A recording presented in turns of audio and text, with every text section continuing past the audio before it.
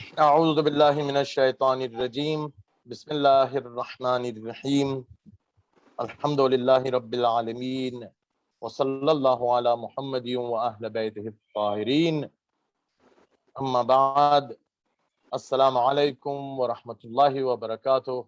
Dear brothers, yesterday we were learning about the definition of fi'l, and I'd like to go into further explanations about the definitions of fi'l, the kinds of fi'l, and then towards the end, we're going to learn about the conjugation or the pronouns. So we begin today's session with the definition of fi'l. Earlier, we had learned about ism and fi'l in general, but now we're going to learn specifically about fi'l, and we're going to specialize in fi'l. The definition of fi'l is that it defines an action or a condition along with any of the tenses, along with any of the time, like past tense, the future, and the present tense. All of these tenses, if they come along with the action, and if only an action or a condition, then that also can be termed as fi'l. I'll give you two examples. If Jafri Saab can share the page, I'll give you a few examples of the action when it comes along with the tense. Like, for example, kataba, if you can see on your screen, or nasara, or daraba, or sajada. That is an example of a past tense in which you can see in the word kataba, you can see it is a past tense.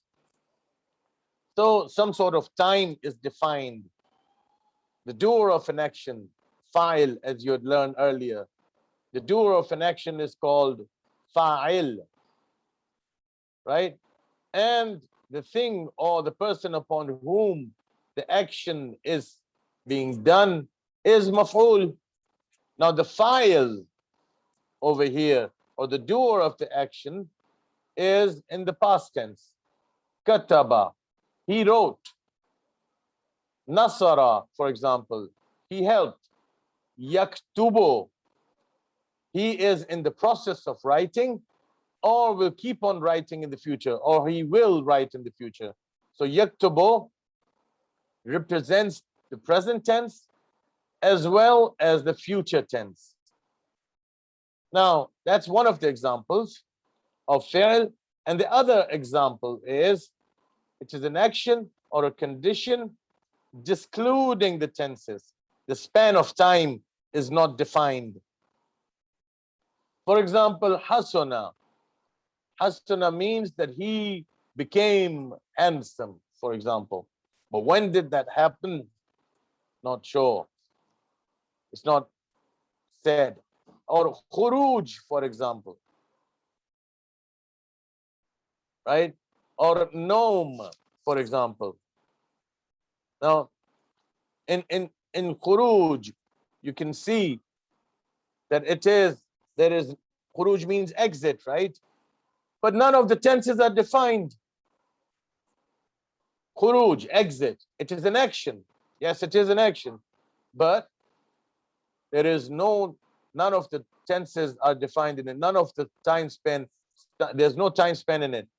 Khuruj, exit. When did that exit happen? Who exited the place? Who exited the place? Or when did it happen? In the past tense, future tense, but no. It just says khuruj, but there is an action involved in it. Khuruj is an exit, right? Or for example, nom. Nom means sleep, sleeping. Now, sleeping in itself is an action, but when did that happen? Future, past, or present? It doesn't say so, but it is still a fi'l.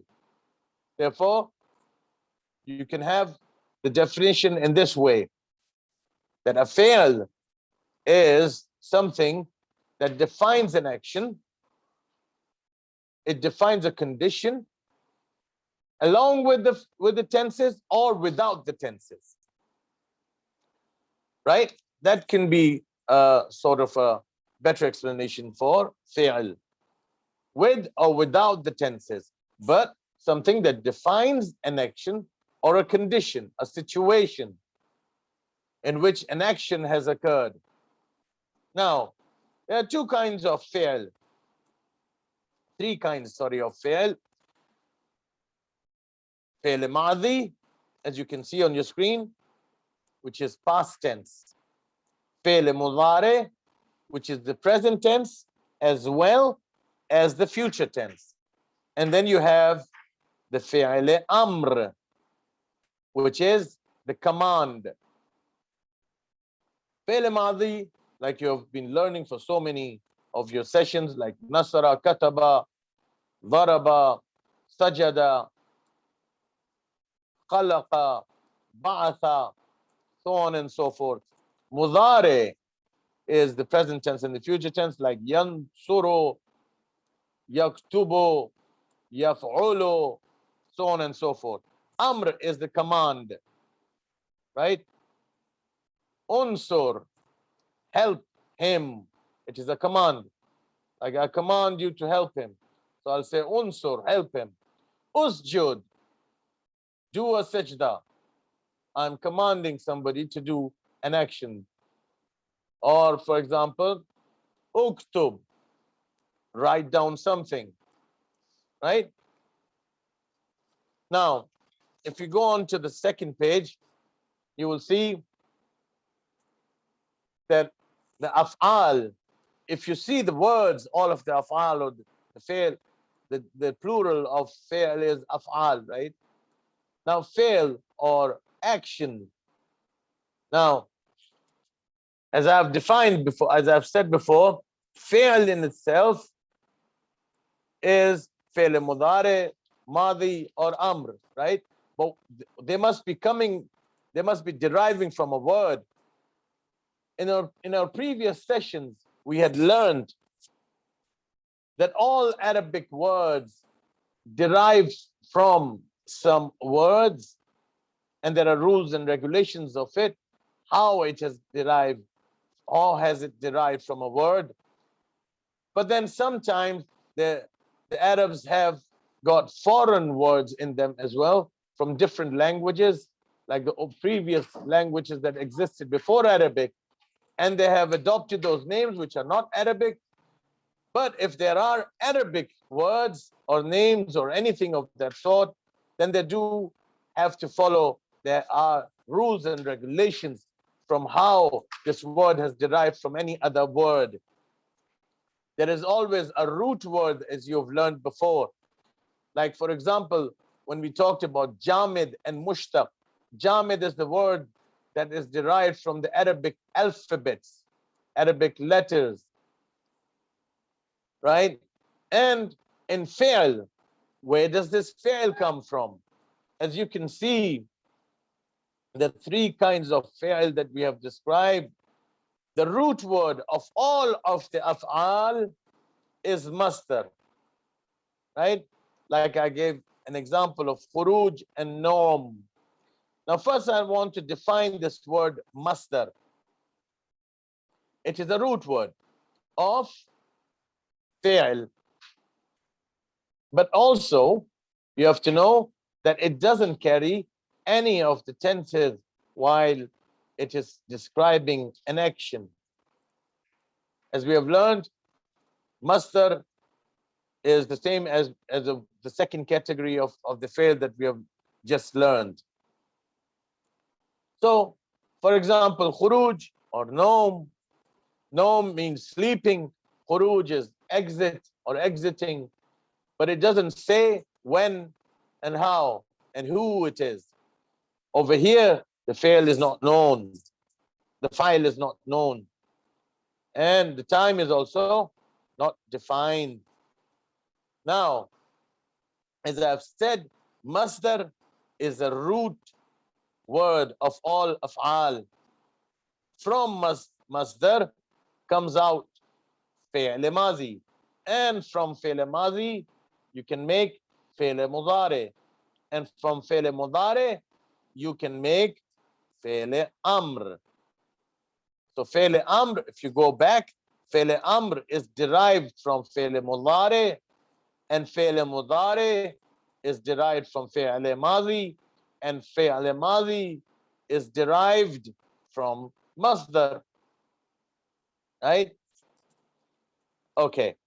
Now, if you can zoom into the word fail, fail can further be categorized into two segments: fi'l ma'loom and fi'l majhul. Fi'l ma'loom means that the doer of the action or the file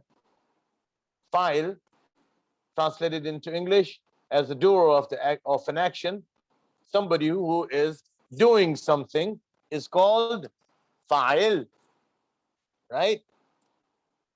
So if the fa'il is known, then it is called fi'l ma'loom. For example, Nasara Husainun Aliya. Nasara Husainun Aliya. Now here, you know, when you say Nasara, that means that the doer of the action is defined, right? Fa'il is known. What is the fa'il over here in the sentence? When you say Nasara, you know, if you can translate it, Nasara is like he, one male, helped. Who? Hussain. So over here, the doer of the action is defined, because once you say Nasara, you know it is past tense and it is one single masculine person. So therefore, one masculine person did something in the past. So therefore, it is fi'l ma'loom. It's very simple. Fi'l ma'loom, like in Urdu, ma'loom means known. Just like in Urdu or in Arabic or as in Persian as well. Ma'loom means known. What is known? The fa'il is known. The doer of the action is known. Nasara Husainun Aliya. Now, Nasara is called Musnadun Bih. And the doer of the action is called Musnadun Bih. Nasara is called Musnadun Bih. And Hussain is Musnadun Ilayh. Ilayh means towards, to him, right? As we had learned earlier, ila, from, for example, min masjid ila al-bayt, from the mosque to the house, ila, ilayh. Now, ha is a zamir which we're going to learn later on, but we don't need to learn that. Right now, we just need to know that Nasara is Musnadun Bih, Husainun is Musnadun Ilayh. Why is it called Musnadun Ilayh? The action is related to Hussain. So if the action is related to Hussain, it is called Musnadun Ilayh. Nasara is the doer of the action, so it is called Musnadun Bih. Now that's the first segment of fi'l, fi'l ma'loom.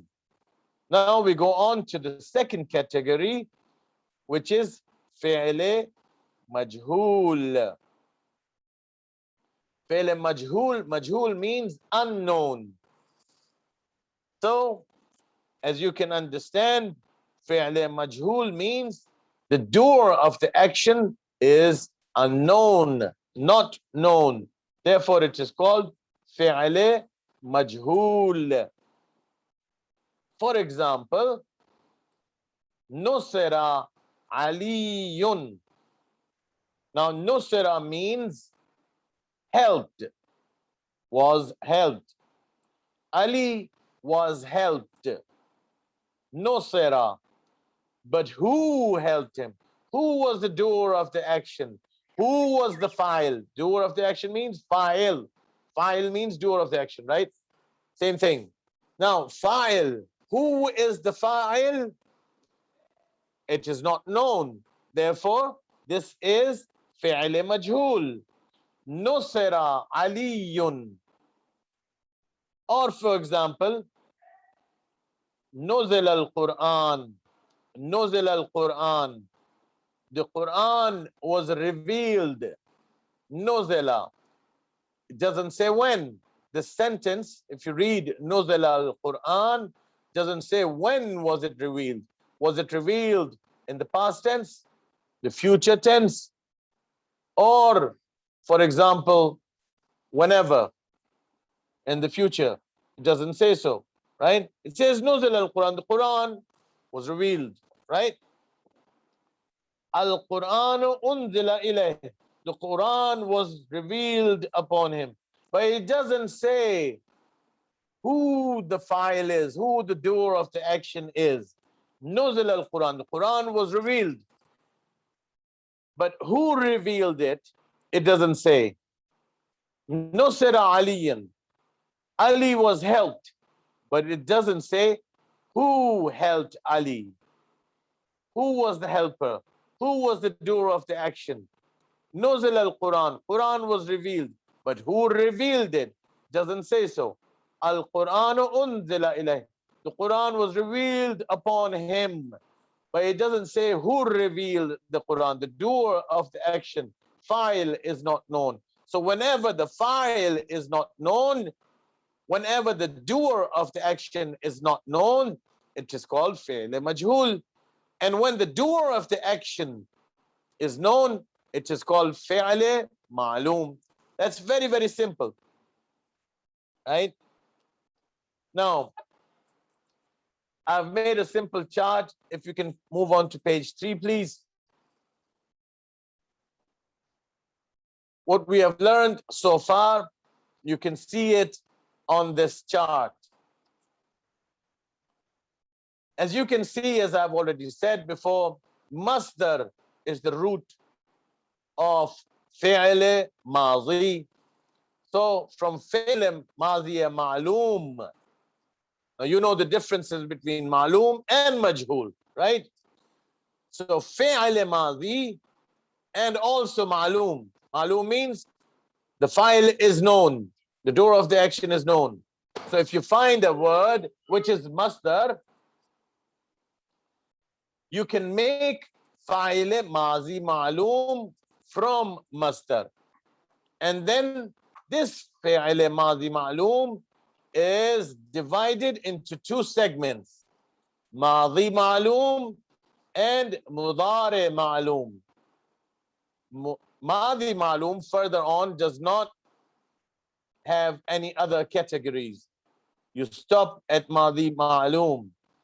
Mazi ma'loom, you cannot make any other word out of mazi ma'loom. That's the death sentence for mazi ma'loom. Once you reach mazi ma'loom, that's it. You cannot go any further. But once the word comes out of fi'l mazi ma'loom, right?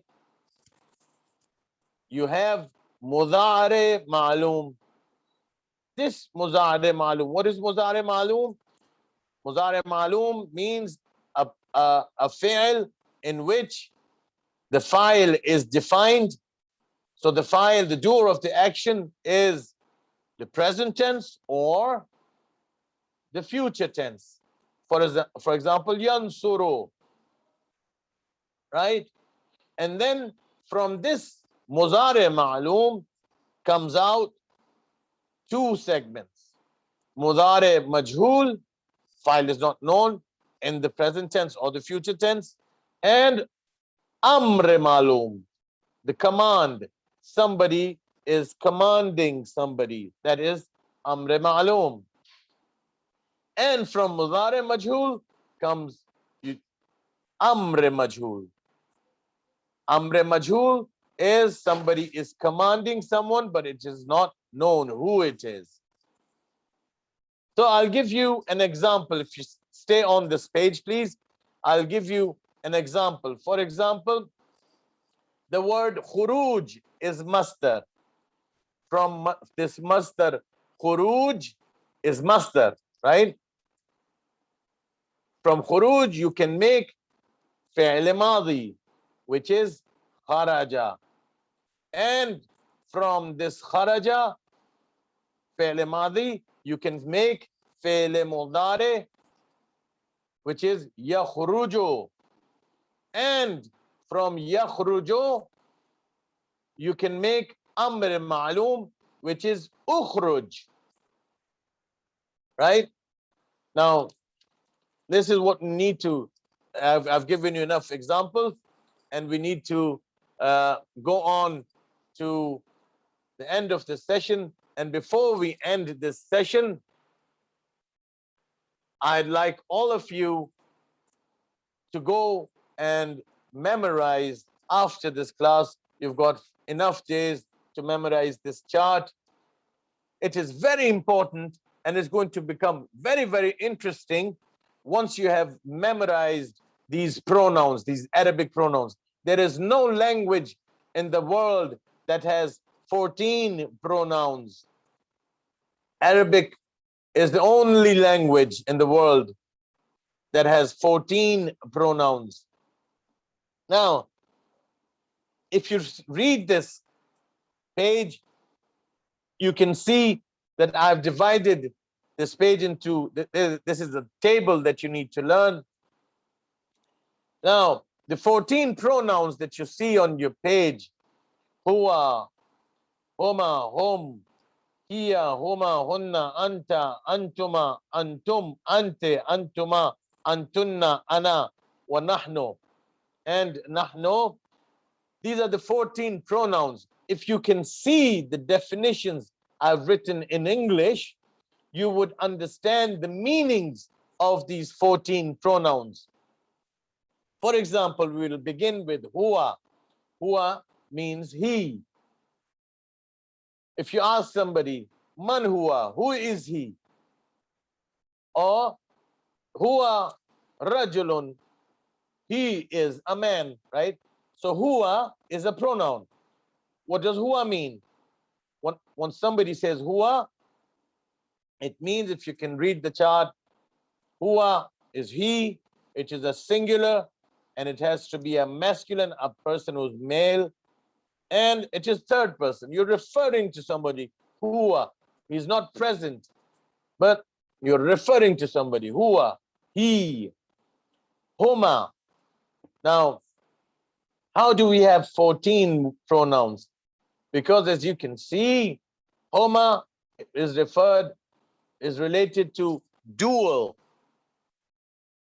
In all languages, you have singulars and plurals, but in Arabic, as we have already discussed in earlier previous sessions, you have something in between singular and plural.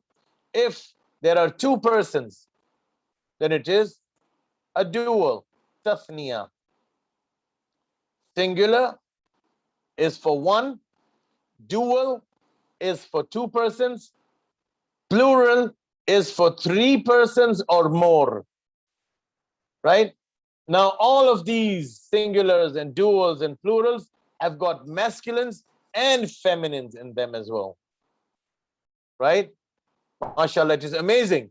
Once you read this chart, you will understand it, but then you will have to memorize all of these 14 pronouns.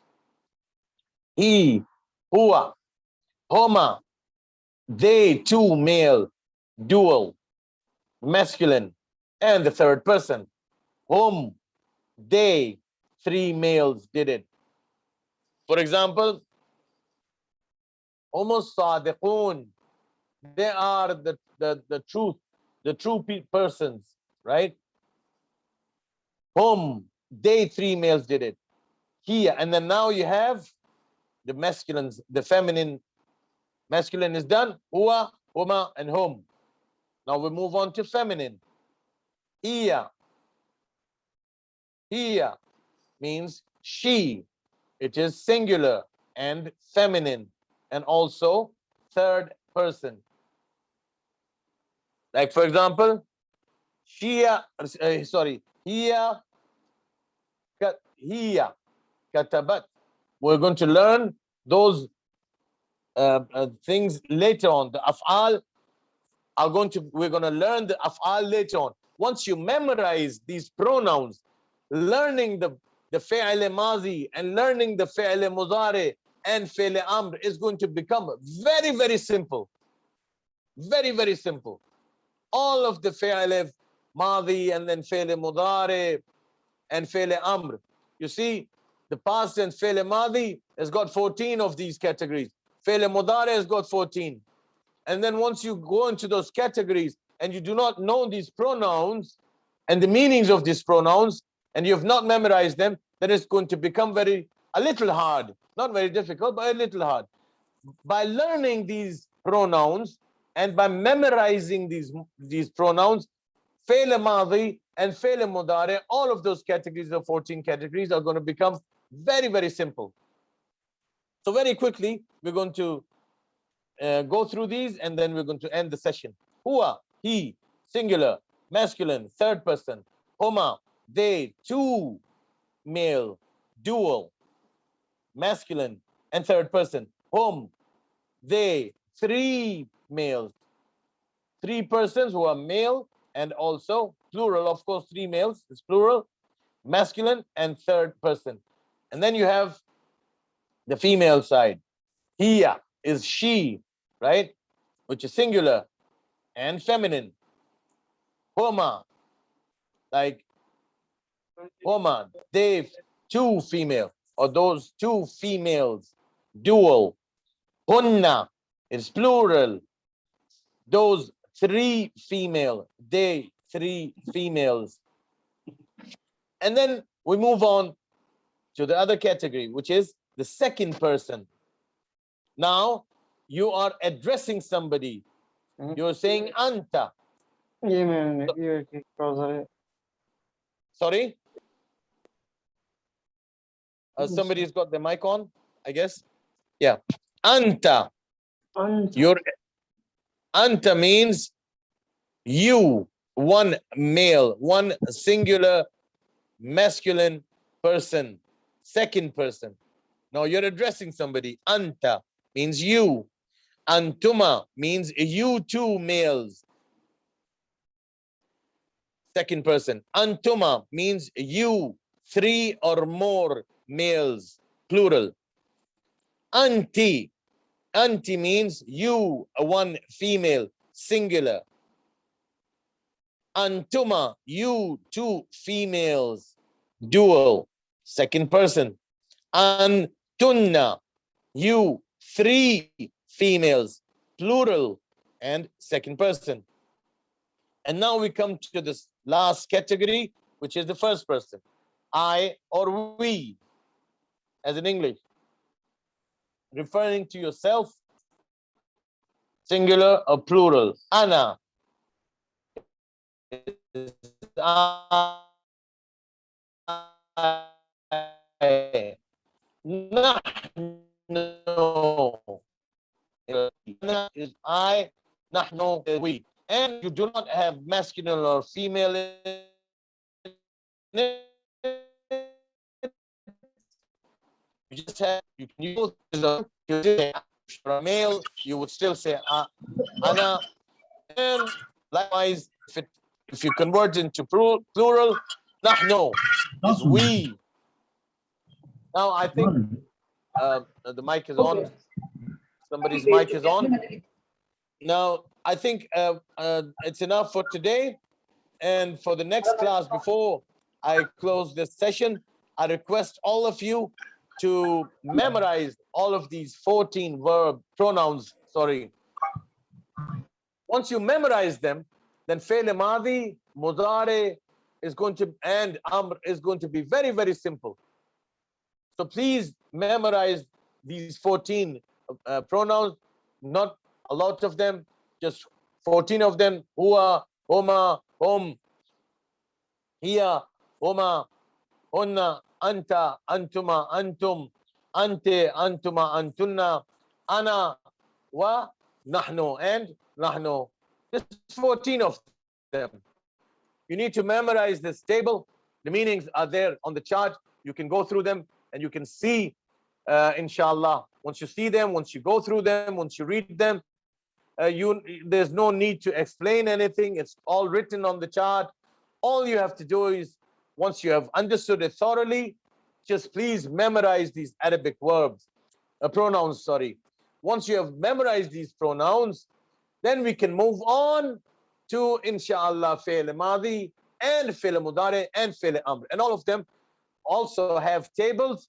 And then later on, once you memorize those tables, like for example, fa'ala, fa'ala, fa'alu, fa'alat, fa'alat, fa'altuma, so on and so forth.